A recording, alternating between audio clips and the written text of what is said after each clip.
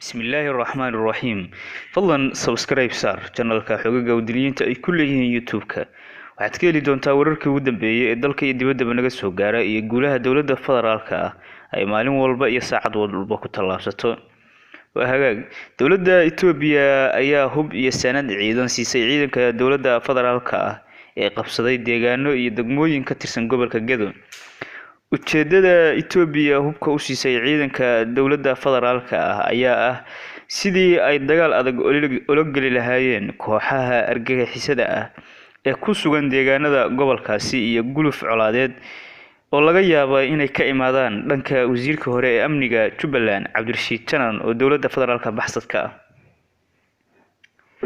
Itoobiya ayaa gacan saar buuxda la leh dowladda federaalka ee Soomaaliya ee dalka waxayna joojisay taageeradii badnaa ee ay siin jirtay maamul goboleedyada dalka iyadoo dana gaar ah ka fushan jirtay.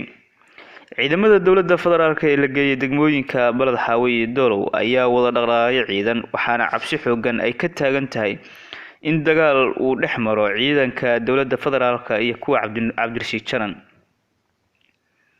Madaxweyne Farmaajo oo ka hadlayay sababta ciidanka loo geeyay gobolka Gedo ayaa waxa uu ku sheegay inay ilaalinayaan xuduudaha dalka maadaama Kenya ay faragelin baan ku hayso arrimaha Soomaaliya.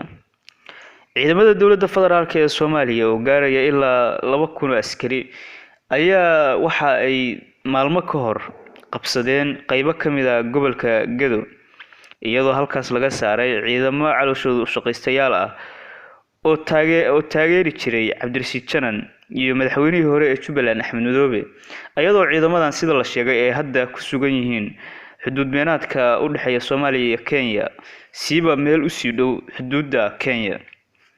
Ciidamada dowladda federaalka ee Soomaaliya ayaa fariisimo hor leh ka samaystay goobihii ama meelihii ay joogeen ciidamada Cabdirashiid Janan ayagoo ciidanka Cabdirashiid Janan sida la sheegay ay ka durqeen xaruntii ay ku sugnaayeen oo lagu magacaabo BB1 ayagoo Bismillaahi Raxmaani Raxiim.